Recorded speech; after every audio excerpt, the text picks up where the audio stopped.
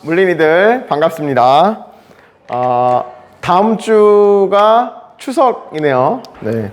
그래서 여러분들이 이번 주 등교 안 하죠? 다음 주 또 등교 안 하죠? 그 다음 주에 등교하면 약간 너무 많이 쉬어가지고 몽롱한 상태로 등교를 할 텐데, 쌤이 지난주 이제 수업 때 얘기를 해줬지만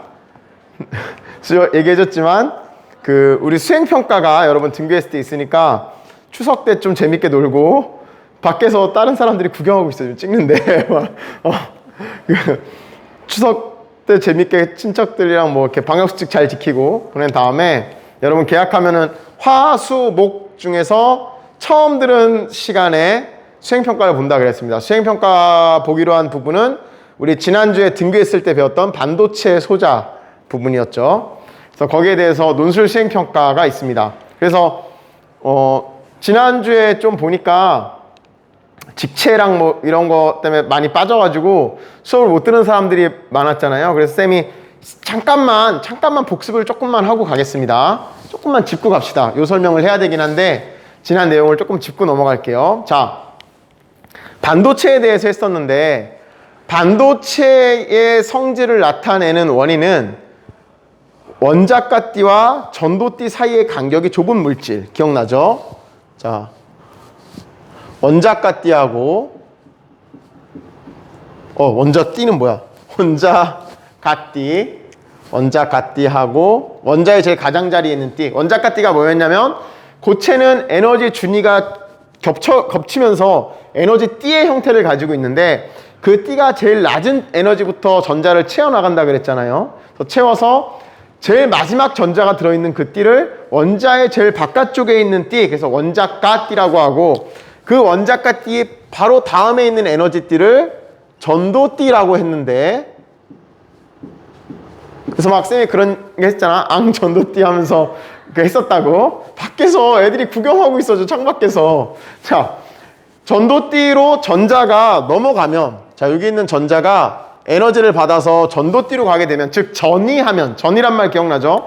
전이가 서로 다른 에너지 준위로 전자가 이동하는 현상을 전이라고 했는데, 이 띠에서 다른 띠로 전이가 일어나면은 얘는 원자가 띠에 있을 때보다 자유로운 상태가 되고, 얘가 자유로워졌다는 거는 움직이면서 전기를 흐르게 해줄 수 있는 상태가 됐더라. 그래서 이 띠의 이름이 전도띠라고 그랬었죠.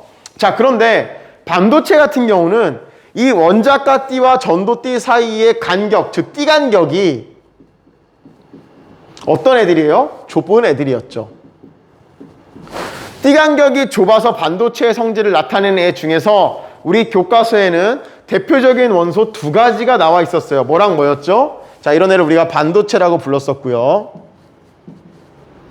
쌤이 약간 그런 게 있다. 너네가 학교에 등교했을 때는 그래도 너네가 앉아서 수업을 듣잖아요. 그래서 막 이때 최대한 가르쳐야 돼 하고 막 좀 빨리, 좀 말이 빠르지 않아요? 막 그때는 막, 왜냐하면 너네 이게 온라인 수업 들으면 잘 안 듣잖아. 쌤도 그래. 마음도 느슨해져 있고. 그래서 이때는 선생님이 좀 가급적 설명을 천천히 하려고 노력을 합니다. 말도 좀 천천히 하고 글씨도 좀 또박또박하게 쓰고 영상이 남아서 그런 것도 있고 하여튼 하는데, 평소에 수업 시간에 선생님이 마음이 급해가지고 빨리 많이 가르쳐 주려고 막 등교했을 때 막 가르쳐야 되거든. 니네 집에 있으면 안 듣잖아. 그래갖고 막 하다 보니까 막 글씨도 개발해서 미안합니다. 자, 어찌됐건 이렇게 반도체의 성질을 띠는 대표적인 물질 두 개 외우라 그랬죠. 뭐야? 규소하고 규소.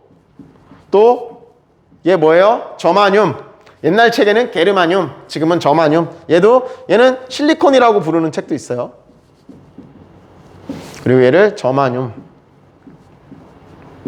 자, 요런 애들을 가지고, 요런 애가 반도체 성질을 나타내니까 얘를 가지고 이제 반도체를 만드는 거야. 반도체를 만들려고 했는데, 지난 시간에 했던 내용 지금 잠깐 되짚어 주는 겁니다. 반도체를 만들려고 봤더니 이 규소나 저마늄이 고체 상태가 됐을 때 조금 사소한 문제가 하나 있었어요. 뭐였냐면 얘네 둘 다 14족이라는 문제는 아니고 특성이 있어. 14족은 원자가 전자가 몇 개예요? 4개인 애들이에요. 그래서 선생님이 이렇게 설명했지. 얘네들이 결합하는 모양을 보면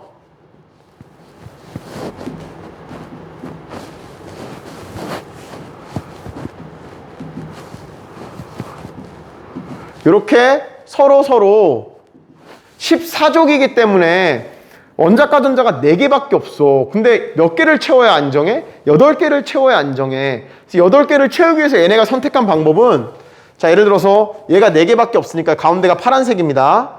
4개를 옆에 위, 아래, 좌우에 하나씩, 야, 나 빌려줄게. 너 것도 하나 줘라. 그래갖고 여기 있는 애 하나 받고, 얘 것도 하나 받고, 밑에 있는 애한테도 하나 받고, 얘한테도 하나 받아서 이렇게 무슨 결합을 하고 있다 그랬죠? 공유 결합을 하고 있다 그랬어. 그래서 규소나 점안형 같은 애들이 공유 결합을 하는 바람에 어떤 문제가 생겨버리냐면, 여기 있는 전자를 떼내는 게 쉬워질까 어려워질까? 어려워지는 거예요.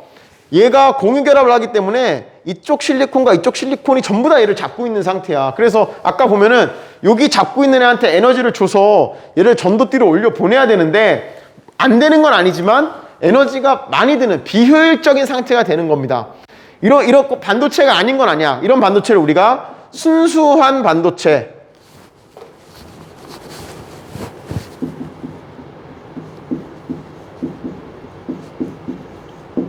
뭐 우리 책에는 순수한 반도체라고 돼 있던데, 어쨌건 이런 표현을 써요. 근데 우리가 원하는 거는 효율이 좋은, 적은 에너지를 가지고도 얘를 도체로 바꿀 수 있는 그런 반도체를 원해. 그래서 여기다가 공학자들이 머리를 써가지고, 야, 여기 중간중간에 얘가 사실 여러 개 있는 거죠. 이렇게 다 결합을 하고 있는데, 하고 있죠. 얘랑 얘랑도 원래 하고 있지. 하고 있는데, 여기 중간중간에 15족인 애를 넣어보자. 이렇게 불순물을 집어넣는 거를 도핑이라고 불렀죠. 도핑. 15족 도핑하는 애, 반도체에 도핑하는 그 15족 원소 3가 종류 외우라 했죠. 더 많은데 우리 교과서에 있는 것만 우선적으로 외웁시다. 뭐뭐 있었죠? 자, 인디안 아니고 인비안. 쌤 잘리네. 비소, 안티모니. 이쪽으로 갑시다. 야, 이러다가 오늘 한 절반은 복습하는 데 쓰겠는데? 어쩔 수 없어. 너네 이거 수행평가 봐야 되기 때문에 쌤이, 자, 여기 잘리는데 일단 쌤 잘리지만 여기다 씁시다. 15족 인 비소 안티모니를 넣으면, 자, 기호 외우라 그랬어. P, AS, SB. 자, 얘는 여기다가 내가 예를 들어서 인을 집어넣었어요. 인을 집어넣으면 15족이니까 원자과 전자가 몇 개예요? 5개예요. 쌤 이 인 거 빨간색으로 해볼게. 하나, 둘, 셋, 넷, 5. 그러면 얘가 밑에 애랑 하나 주고받으면서 여기 채우고, 오른쪽에 있는 애랑 하나 주고받으면서 여기 채우고, 위에 있는 애랑 하나 주고받으면서 채우면 문제가 생겼지. 요놈. 요거. 진하게 그린 거. 얘 하나가 남아. 공유결합을 하지 못하는 전자가 생겨. 그 전자를 우리가 뭐라 불렀어요? 얘는 자유롭죠. 양쪽에서 붙잡고 있지 않기 때문에 자유로워요. 자유전자. 얘를 자유라는 말을 빼고 많이 부릅니다. 그냥 전자, 남는 전자가 생겨요. 이 남는 전자가 있으면 이 남는 전자를 아까 그 원자과 띠에서 전도띠로 올려보내기가 수월하겠죠. 공유결합을 하고 있는 애는 잘 안 떨어져 나오는데, 이렇게 남는 전자는 이게 잘 떨어질 수 있단 말이야. 그래서 효율이 더 좋아져. 더 적은 에너지로 도체화 시킬 수 있어, 반도체에서. 이런 형태의 반도체를 무슨 형이라 불렀지? 15족을 넣어서 남는 전자가 있는 반도체. 전자는 마이너스 극을 떼기 때문에 마이너스형, 네거티브형, 그래서 N형. N형 반도체라 불렀었죠. 다음에 15족 말고 이번에 하나 부족하네. 여기다 쓸게요. 13족을 집어넣으면, 자, 13족인 원소 4종류 외워야 된다 그랬어요. 외워봅시다. 첫 글자 따서 붕알갈인, 붕소. 와, 이거 알루미늄. 거의 수업 다시 하는 기분인데? 아, 근데 지난주에 쌤이 그 수요일 목요일에는 뭐 거의 절반씩 없는 반들이 있었어. 다 그 직체 준비하러 막 떠나서. 그래서 그냥 서비스 타임 식으로 해줍니다. 갈륨, 인디움. 자, 이렇게 있어요. 기호도 외워야 되지. B, AL, 갈륨, GA, 인디움, IN. 이렇게 있어. 얘를 집어넣으면, 자, 여기다가 이제 인이 아니고, 자, 다시 지울게. 인이 아니고 여기다가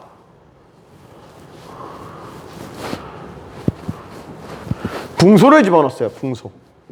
자, 붕소는 13족이네. 13족이면 원자과 전자가 3개죠. 그럼 여기 하나, 얘 하나 주고, 얘 하나 주고, 얘는 못 주네. 근데 받기는 받는다 또? 얍삽하게. 얘한테 하나 받고, 얘한테 하나 받고, 얘한테 하나 받는데 문제가 있어. 여기에 줄 수 있는 게 있어요? 없어요? 없지. 빵꾸가 뚫린다 그랬죠. 빈자리가 생겨버려. 원래는 하나의 껍질에 8개 전자를 채워야 안정한데 중간중간에 이 스파이 역할을 하는 13족을 집어넣었더니 이 자리에는 빈 구멍이 생기더라는 거예요. 이 빈 구멍은 어떤 역할을 하냐? 이 빈 구멍 덕분에 주변에 있는 전자가, 우리 선생님 이런 얘기했지. 교실에서 누가 조퇴해서 빈자리가 생기면 애들이 막 거기 친한애 그쪽으로 가고 또 그 자리 비면 또 누가 옮겨서 전체적으로 막 돌아다닐 수 있게 된다 그랬잖아요. 꽉 찼을 때는 못 돌아다니지만 한 자리가 비면 퐁당 퐁당 퐁당 돌아다니잖아. 마찬가지 일이 벌어지는 거야. 전자들이 이 구멍을 이용해서 이렇게 옮겨 다니기가 쉬워져. 그래서 전자의 이동이 조금 자유로워지면서 전기를 통할 수 있게 돼. 얘도 순수한 반도체보다 효과가 좋은 거죠. 이때 생겨난 이 구멍은 그 자리에 전자를 끌어들이는 역할을 하기 때문에 마치 플러스 입자처럼 행동한다. 그래서 얘를 플러스 입자의 성질을 띠는 구멍, 양공이라고 불렀고, 이 양공이 많이 있으니까 전체적으로 플러스 형태의 반도체다. 그래서 포지티브 반도체에서 얘를 우리가 P형 반도체라고 불렀어요. 이 내적에서 반도체의 종류는 N형과 P형이 있더라. N형에는 15족인 원소 얘네들을 도핑해서 자유전자가 생겨나서 이 자유전자가 전하를 운반해주는 역할을 하고, 13족에서는 원자과 전자가 3개인 붕소, 알루미늄, 갈륨, 인중 같은 애들을 도핑해줘서 빈자리인 양공이 생기고, 이 양공 덕분에 이렇게 된다. 물론 책을 읽어본 사람은 알겠지만 여기에 전자가 없는 건 아닙니다. 왜냐하면 원자과 띠가 있고 전도띠가 있으면 얘는 양공이라는 거는 전자가 있어야 될 자리가 없는 거니까 여기에 이렇게 비어 있는 거겠죠. 여기 듬성듬성 비어 있어. 근데 반도체이기 때문에 여기다가 우리가 에너지를 가해주면은 여기 있는 전자가 일로 뛰어넘어서 일로 가겠지. 에너지를 받으면. 그러면 이 자리에도 뭐가 생겨요? 양공이 생겨. 추가로 생겨. 원래 자연적으로 생기는 양공 말고도 에너지를 가해줘서 생기는 양공이 또 있어요. 그리고 걔 때문에 생기는 자유전자도 있겠지. 어쨌건 얘도 자유전자가 생겨. 이 자유전자가 돌아다니면서 전기를 움직이게 하는 거니까. 그런데 개수를 보면은 원래 양공이 많았기 때문에 전체적으로 양공이 많어. 그래서 얘가 양공이 더 많다는 거지 전자가 아예 없다는 뜻은 아니에요. 전자가 아예 없진 않습니다. 양공이 더 많다라는 의미입니다. 얘도 마찬가지로 남는 전자가 양공보다 더 많다라는 거예요. 그래서 주된 역할을 해주는 게 전자고 얘는 양공이다. 그런 의미를 가지고 있습니다. 자, 어찌됐건 이렇게 해서 N형과 P형 반도체가 있더라. 그리고 그 다음에 배웠던 게 뭐야? 이 N형과 P형 반도체를 붙였어. 붙이면은 어떤 일이 벌어지든가. 야, 이거 오늘 복습을 심하게 오래 하게 생겼는데? 아, 그래도 해야 돼. 왜냐하면 너네 다음 시간에 다음 주에 수행 봐야 되잖아. 그리고 우리 지금 배워야 되는 단원이 2시간 꽉 안 채워도 선생님 보니까 진도를 나갈 수 있거든. 한 1시간 반만 해도. 그래서 좀 천천히 나가는 겁니다. 자, 우리가 N형 반도체, P형 반도체를 만들었는데 걔네를 붙여보는 거야. P형. 좀 빠르게 설명합니다. 우리 지난주에 한번 했으니까. 여기에 N형. 반도체를 붙이면 P형 반도체 안에는 뭐가 있다고요? 양공이 있다고요. 양공. 플러스 입자의 성질을 띠는 양공이 여기 존재하고요. N형에는 마이너스 성질을 띠는 전자들이 위치하고 있죠. 그런데 얘네들이 혼자 있을 때는 여기에 양공이 있고 여기에 전자인데 얘를 붙여.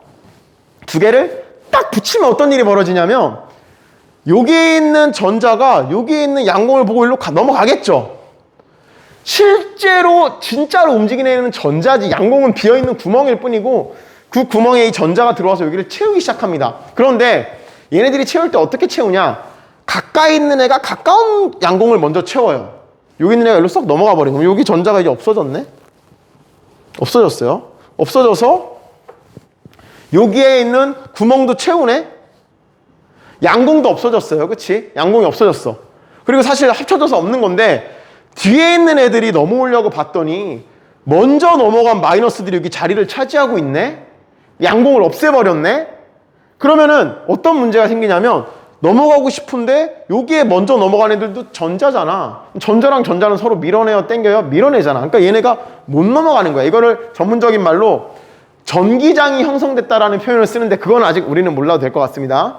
전기장이 새롭게 형성되는 바람에 여기 있는 전자가 못 넘어가. 그래서 어떤 일이 벌어지냐. 먼저 넘어간 애들만 여기 양공을 없애주고 이 뒤에 있는 애들은 못 넘어가고 요 가운데만 양공도 없고 전자도 없는 비어있는 공간이 발생해요. 얘를 붙이면 딱. 전부 다 넘어가면 싹 다 합쳐져서 0이 돼서 다 비워버리겠지. 전자 다 여기 채우고 양공 없어지고 여기 남는 전자 없어지고. 근데 그런 일이 벌어지는 게 아니고 요 접합되어 있는 접합면에서만 조금씩 이동한 다음에 거기서 끝나. 뒤에 애들이 더 이상 못 가. 왜? 먼저 넘어간 애들이 얘를 못 넘어오게 막고 있거든. 밀어내. 그래서 요 가운데 요 공간 접합면 근처로 요쪽엔 전자가 없어지고 여긴 양공이 없어져서 결국 아무것도 없는 이 공간을 우리가 결핍층이라고 불러요. 어떤 책은 결핍이 아니고 비어있는 공핍이라고 부르는 책도 있어요. 똑같은 말입니다. 어찌됐건 이 상태로 끝나. 이 상태야. 근데 여기다가 자 그럼 이렇게만 되면 이게 특이하지가 않잖아요. 이런 전자 부품을 뭐라 부르느냐? 다이오드라고 불렀어요.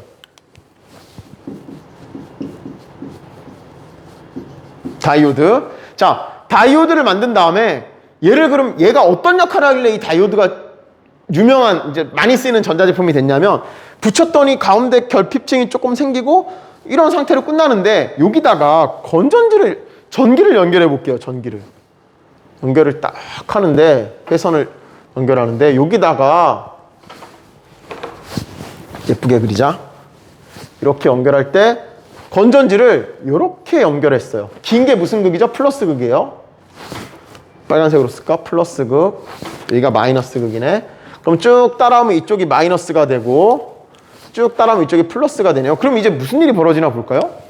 여기 있는 전자가 일로 못 넘어갔잖아. 왜 못 넘어갔냐면 먼저 넘어간 전자들이 얘를 못 오게 막고 있다 그랬죠. 그런데 강력한 외부에서 플러스가 딱 걸리네. 여기 강력한 마이너스가 걸리네. 그럼 여기 있는 전자들이 어떻게 될까? 뒤에 싫어 마이너스, 앞에 좋은 플러스. 그러니까 앞에 먼저 넘어간 애들이 살짝 못 오게 막지만 그걸 뚫고 다 일로 넘어갈 수 있게 되는 거지. 넘어가서 이 회로를 흐를 수 있게 돼. 이 가운데 이 결핍층을 뛰어넘어서 전자가 이동하니까 전류의 흐름이 생기지. 전기가 통합니다.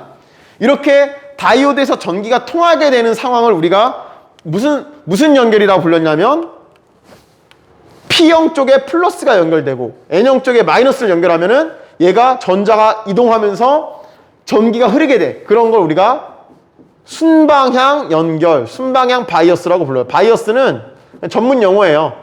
회로에 바이어스. 전압을 걸어주는 그런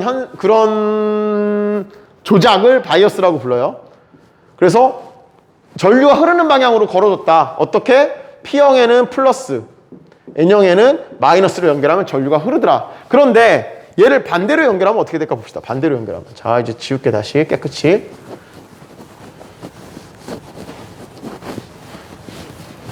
자, 원래 N형, P형 있고 여기에 전자들이 양공들이 있고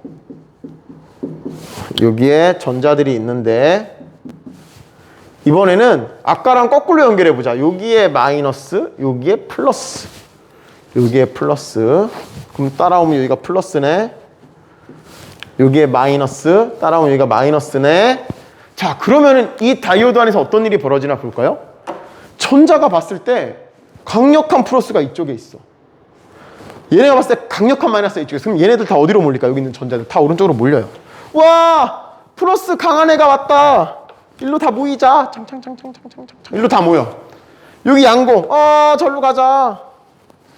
이쪽에다 총총총총총총총 다 모여. 그러면 아무것도 없는 이 공간, 전자도 없고 양공도 없는 이 공간, 마치 회로가 끊어지는 듯한 이 결핍층이 어떻게 돼? 넓어지죠. 전자 이동이 생겨요, 안 생겨요? 안 생겨요. 전자가 여기를 가는 게 아니고 이쪽에 다 몰려서 더 이상 움직이지 않아. 그러니까 전기가 흘러 안 흘러? 안 흘러. 이런 연결을 뭐라 부르느냐? 역방향 바이어스라고 불러요.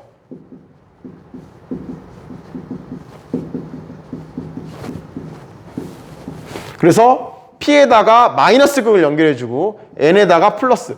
P 플러스 발음이 똑같잖아. 발음이 똑같으면 순방향이야. 마이너스면 안 흐르는 현상. 역방향 바이어스가 되더라 라는 거 지난 시간에 했고, 그 다음에 했던 게 그러면은 이런 성질을 이용해서 어디다 써먹느냐. 이렇게 순방향일 땐 전기가 흐르고 역방향일 때 전기가 안 흐르는 현상을 이용해서 얘를 교류를 걸러주는 정류작용을 하는 데 쓴다 그랬어요. 정류작용. 자, 다이오드가 회로에 그릴 때 기호로 이렇게 표현한다 그랬지. 이게 다이오드예요. 우리가 뭐 이게 저항인 것처럼 우리 주변에 있는 전자기기들은 다 저항이거든요. TV, 선풍기 다 저항이고, 이 다이오드가 이렇게 되면 얘는 이게 어떻게 연결되냐면 다이오드를 이렇게 그리면 플러스가 일로 가서 전류가 이렇게 흐르면 얘는 순방향이 돼서 이게 화살표 같이 생겼잖아. 이렇게 이쪽으로 전류가 흐르면 통과시키고, 반대쪽으로 오면 이 벽에 딱 막혀서 통과 못 시키는 걸 기호로 표현한 겁니다. 전류가 이렇게 흐르면 순방향, 이렇게 흐르면 역방향인 걸 연결하는 거야. 어쨌든 이 다이오드를 회로에다 연결하면 어떤 일이 벌어지느냐. 자, 전기 회로에다가 다이오드를 하나 연결을 해놔요. 그리고 여기에 건전지 같은 직류가 아니고 우리 수력발전소, 뭐 화력발전소, 원자력발전소에서 만들어내는 교류. 교류는 뭐냐? 전류의 방향이 플러스, 마이너스가 계속 바뀌는, 우리나라는 1초에 60번이 바뀝니다. 유럽은 1초에 50번이 바뀌고, 어찌됐건 교류를 연결을 해놓으면, 그리고 여기다가 이제 TV기나 선풍기 같은 전자기기 저항을 연결해 놓은 거죠. 그러면 어떤 일이 벌어지나 봅시다. 이 전자기기라는 애는 전류가 특정 방향으로 흐를 때 작동한단 말이야. 반대로 흐르면은 이게 망가질 수 있어, 회로가. 전류가 이렇게 흘렀다 이렇다 하면 전자부품들이 영향을 받기 때문에 한쪽 방, 그래서 우리 건전지 같은 걸로 다 작동하게 만들잖아요. 근데 교류를 만드는 이유는 교류를 만드는 게 더 편하고 효율적에서 만드는 거야. 그럼 얘를 직류로 바꿔줘야 되는데, 자, 교류에서는 어떻게 전기가 흐르냐면 전기가 플러스로 흘렀다가 마이너스 방향으로 흘렀다가 플러스 방향으로 흘렀다가 이렇게 왔다리 갔다리 하는 전류가 흘러요. 근데 이 전류가 그대로 여기를 통과하면은 전류의 방향이 계속 플러스 방향과 마이너스 방향으로 바뀌기 때문에 이 전기 회로가 망가질 수 있어. 그래서 여기다 다이오드를 하나 달아주면 어떻게 되나 볼까요? 다이오드를 달아주면, 자, 다이오드를 달아주면 예를 들어서 플러스 전기가 흘러. 이쪽이 플러스가 돼. 그럼 전기가 이렇게 흐르면 이때는 통과하죠. 통과해서 회로가 구성되네. 돌아서 이렇게 들어오지. 그럼 여기에 똑같이 이 플러스일 때는 전기가 잘 흘러가, 여기에. 그런데 이번에 마이너스, 이게 바뀌어서 마이너스 방향으로 전류가 흘러. 무슨 소리냐? 파란색으로 할게요. 이쪽으로 전류가 흐르면 전류가 이쪽이 반대 방향, 이쪽이 플러스가 되면서 이렇게 흘러가야 되는데 이게 흘러서 돌아야지 이 회로가 작동하는데 여기서 어때? 막히죠? 막히면은 여기는 전류가 더 이상 못 흘러서 여기는 안 흘러요, 전류가. 여기서 내보내긴 내보냈는데 일로 갔던 게 다이오드에 막혀가지고 더 이상 돌아오지 않아서 회로가 끊겨버려. 작동을 안 하지. 그러다가 다시 이쪽 방향으로 전류가 흐르기 시작하면 또 흘러. 그러면은 얘 입장에서 보면은 플러스 방향의 전류만 계속 흐르니까 마이너스인 이 전류가 다 날아가는, 물을 걸러내면 정수, 전류를 걸러내면 정류. 그래서 정류작용을 하는데 얘를 쓰더라, 다이오드를. 이거 말고 또 어떨 때 쓰냐? 다이오드에서 이 다이오드가 전기가 흐른다는 소리는 여기 있는 전자가 여기 있는 양공 쪽으로 넘어가면 전류가 흐르는 거죠. 그럼 전자가 양공과 결합하면서 빛을 내는 성질을 가진 물질을 쓰면 그게 발광 다이오드, LED라고 부르는 발광 다이오드. 우리 핸드폰 화면이나 아니면 핸드폰 뒤에 그 후레쉬 이런 거 다 발광 다이오드. 그런 애도 쓰더라. 그리고 이거는 쌤이 뭐 따로 하진 않겠지만 공부를 해야 됩니다. 교과서 111쪽에 있는 것처럼 다이오드를 4개 섞으면 요렇게가 아니고 반대로 있는 애를 위로 정상적으로 흐르게 하는 회로도 만들 수 있어. 좀 더 성능이 좋은 정류회로죠. 이렇게 해서 할 수 있더라. 어쨌건 정류작용을 하더라 라는 게 우리 등교 수업 때 했던 내용입니다. 이 등교 수업 때 지금 못 들은 학생이 많아가지고 쌤이 빠르게 요점만 정리했어요. 이걸 듣고 책이랑 학습지를 보면은 조금 더 이해가 잘 될 거예요. 혼자 공부해야 되는 사람들은. 자, 복습은 여기까지 하고 이제 진도를 나갑시다. 자, 교과서 117쪽이고요. 오늘 할 내용은 전류에 의한 자기장입니다. 우리 지금 2단원 중에서 첫 번째 단원이 끝났어요. 여러분 90쪽에 보면 첫 번째 단원 제목이 나와 있는데 뭐였냐면 이거 2학기 첫 시간에 쌤이 얘기했었지? 전기였어요. 전기. 우리가 지금까지 배웠던 거는 결국 반도체라는 걸 배웠는데 이 반도체를 배우기 위해서 배웠던 내용들이 다 어떻게 하면 전기가 흐르지? 이런 거에 대해서 배운 거예요. 전기적인 특징을 배웠다면 지금부터는 제목이 뭐죠? 여러분 교과서 116쪽에 보면은 제목이 크게 있어. 뭐지? 자기야, 자기. 자기는 쉽게 말하면 뭐가 가지고 있는 성질이야? 자석. 자석이 가지고 있는 성질을 자기라고 하는데 여기 보면은 특이한 말들이 나오네요. 전류에 의한 자기장. 전류는 지난 시간에 배웠어. 전자의 흐름, 전기를 띤 입자가 흐르는 걸 전류라고 그래. 근데 그 전류라는 거는 전기적인 현상이요. 전기 현상이에요. 이게 참 지우는 게 너무 오래 걸려. 이거 깨끗이 지우려면 선생님이 지금 안 보이지만 힘을 빡빡 줘서 닦고 있거든요. 영상에 그 밑에 지저분하면 안 보이니까 팔이 아프다 야. 팔이 아파요. 자, 제목을 보니까 전류에 의해서 자기장이 만들어진다라는 말 같아. 전류에 의한, 전류 때문에 만들어지는 자기장. 자기장이라는 말은 뭐냐? 자기장. 자, 우리가 자석을 이렇게 가져갔어요. 그러면은 여기에 못이 있었으면 못이 이렇게 착 달라붙죠. 근데 못이 여기 있어도 자석을 갖다 대면 목이 착 당겨서 붙죠. 근데 만약에 못이 저기 우리 집 저기 우리 아파트인데 예를 들어 우리 아파트 10층인데 1층에 못이 있어. 그러면 아파트 베란다에서 이렇게 자석되면 그 못이 10층까지 막 올라오진 않잖아. 물론 엄청 센 자석을 하면 되겠지. 어찌됐건 그 자석의 힘, 자력이라 불러요. 우리 지난번에 그 2학기 초에 플러스 극과 마이너스 극 또는 플러스 극과 플러스 극 이렇게 전기적인 성질을 띤 입자들 사이에 작용하는 힘을 전기력이라고 불렀죠. 전기력. 그런데 N극과 N극, N극과 S극 이렇게 자석의 성질을 띤 이들이 미치는 힘은 뭐라 부를까? 그러면 자기력, 자력 또는 자기력. 근데 이 자기력이 무한대로 미치는 건 아니잖아. 아까 말했듯이 자석이 있고 가까운데 못이 있으면 탁 끌려오지만 멀리 떨어지면 안 미치잖아. 이렇게 자기력이 미치는 그 공간, 자기력이 어디까지 미치느냐. 물론 이론적으로 무한대까지 약해지긴 하지만 미치긴 하는데 그 효과가 발휘가 안 되는 거지. 어찌됐건 이 자기력이 미치는 공간을 자기장이라고 해요. 자기장이 형성됐다는 거는 쉽게 말하면 자석이 어딘가 있다는 거야. 자석이 생겨났다는 거지. 자석이 있어야 그 주변에 자력을 미칠 거니까. 근데 이 제목을 보면 자기장인데 뭐에 의한 거야? 전류에 의한 자기장이야. 이 제목에 오늘 수업 내용에 답이 이미 있어요. 자기장이 전류에 의해서 생기더라라는 걸 이번 시간에 배우는 거야. 우리가 지난 시간에 전기를 배웠잖아. 근데 이 전기 때문에 자기가 생기는 현상을 이번 시간에 배울 겁니다. 이거를 이름이 좀 복잡해. 와르스테드 이름 몰라도 됩니다. 와르스테드라는 과학자가 아주 우연한 기회에 이런 현상을 발견했어요. 과학의 대부분은 우연에서 시작됩니다. 여러분도 이 과학자들은 기본적으로 여러분 그거 배웠나 모르겠어요. 중학교 1학년 과학책에 보면 쌤이 옛날에 처음 교사됐을 때 중학교 1학년을 가르쳤었는데 거기에 첫 단원에 이게 나와. 과학이란 무엇인가가 나오거든요. 과학이란 무엇인가. 근데 거기에 이런 설명이 있는데 쌤이 되게 읽으면서 맞아 생각이 드는데 과학의 시작은 호기심이다라는 말이 있었어요. 호기심. 궁금해야 탐구를 하는 거잖아. 왜 이런 거야? 아니 왜 저기에 자석이 왜 못이 달라붙는 거지? 이런 거 그치? 근데 많은 과학은 호기심에서 우연히 발견된 현상을 스쳐 지나보내지 않고 왜 그러지라는 걸 탐구하면서 밝혀진 것들이 진짜 많아요. 이 와르스테드라는 과학자는 전기 실험을 하고 있었거든. 막 회로 구성해서 막 플러스 뭐 흘리고 가운데 저항 달아놓고 막 그런 거 측정하고 이런 실험을 하고 있다가 우연히 그 주변에 있던 나침반 바늘이 움직이는 걸 발견한 거야. 이런 거지. 자, 테이블이 있고 이렇게 테이블이 있었어.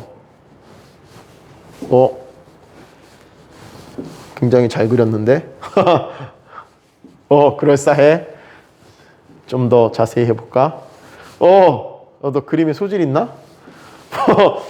자, 테이블이 있었어요. 테이블 위에다가 전선을 이렇게 놓고 전선 뭐 이렇게 건전지 연결해서 뭐 저항도 연결해서 뭐 이렇게 전선 갖고 실험을 하고 있었겠지. 그런데 여기에 있는 우연히 그냥 근처에 있던 예를 들어서 뭐 나침반이 있었는데 뭐 대충 이렇게 가르치고 있었는데 내가 스위치를 탁 누르니까 흔들하고 움직이는 현상을 발견한 거야. 흔들. 그래서 이게 조금 흔들렸어요. 조금 흔들려서 나가 선생님 같은 일반인, 여러분들은 물론 그 과학자처럼 생각했겠지만 나는 이럴 것 같아. 쌤은 스위치를 탁 눌렀는데 바늘이 띠용 흔들리잖아? 살짝 흔들리면은 뭐야 내가 스위치 탁 눌러가지고 흔들렸네 이렇게 생각할걸? 니네 그걸 똑같잖아. 책상에 이렇게 툭 치면 물 이렇게 차차차 흔들리는 것처럼 그 쌤들 이렇게 스위치 탁 누르면 바늘이 탁 움직이면은 탕 치면 움직이니까 그렇다고 생각했을 것 같아. 나는 쌤은 양심에 손을 얹고 난 분명히 그랬을 거야. 근데 이 과학자는 그러지 않았어요. 왜 움직이지? 뭐야 움직였잖아. 일단 관찰력이 좋아. 여기 실험하는데 주변에 그냥 우연히 책상 위에 있던 나침반이 움직이는 걸 보고 왜 움직였지? 그래서 다시 해본 거야. 충격을 줘서 움직였나? 충격 안 주는 방법도 있죠. 여기 스위치 책상에 안 놓고 들어가지고 하면 되잖아. 그렇지? 그래도 이게 움직이는 거지. 그래서 뭐야? 스위치를 끄니까 원위치로 돌아가. 스위치 쉬니까 또 조금 바늘이 움직여. 이걸 반복하다가 그럼 원인이 뭔 거야? 전기. 내가 전기를 흘리려고 스위치를 딱 키니까 바늘이 살짝 돌아가. 스위치를 끄니까 다시 원래 자리로 와. 키니까 돌아가. 이걸 보고 이런 말씀 안 돼. 신기한데 이거 뭐지? 하고 탐구하기 시작한 거야. 그래서 여러 번의 실험을 통해서 이런 결론을 도착해요. 전류가 흐르면 주변에 자기장이 형성된다. 즉 자석 같은 효과를 낸다. 그 전선이. 어떻게 되느냐를 반복 실험을 하겠지 이제. 그거를 실험을 해본 겁니다. 자, 실험을 하면서 여러 가지 것들을 해봤는데 우리 고등학교 2학년 때는 3가지의 샘플에 대해서 배울 거예요. 전선이 일반적으로 쭉 흐르는 전선, 직선 전류. 그냥 긴 전선이 만들어내는 자기장. 이 전선을 한 번 꼬아서 동그랗게 만들었을 때 원형 전류에 의해서 생기는 자기장. 얘를 여러 번 꼬았을 때 이걸 우리가 코일이라고도 하고 솔레노이드라고도 합니다. 솔레노이드.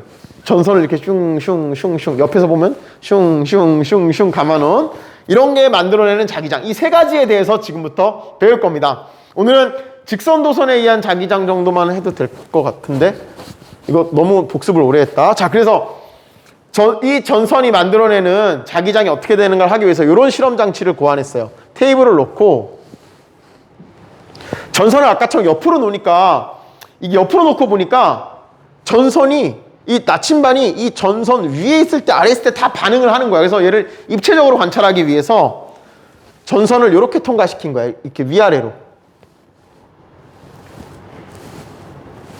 그럴싸한가 그림이?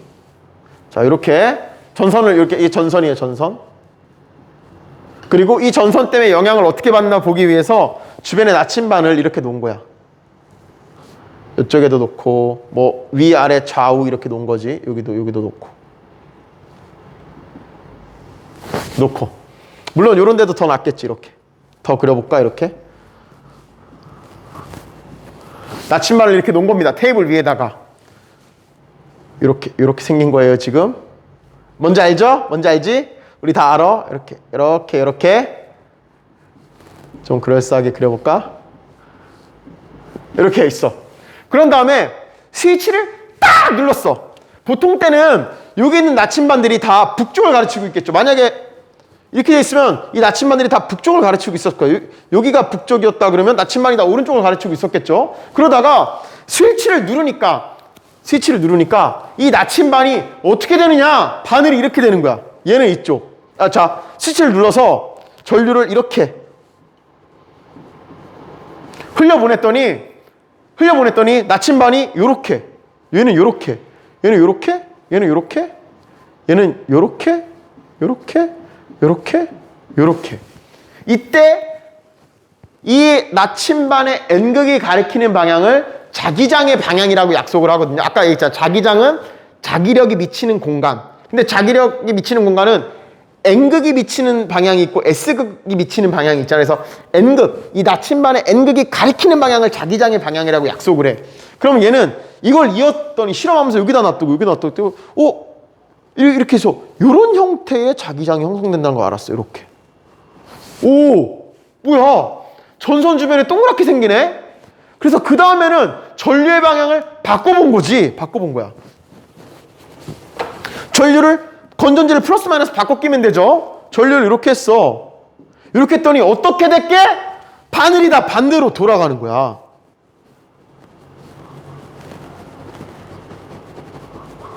반대로 이렇게. 이렇게. 이렇게.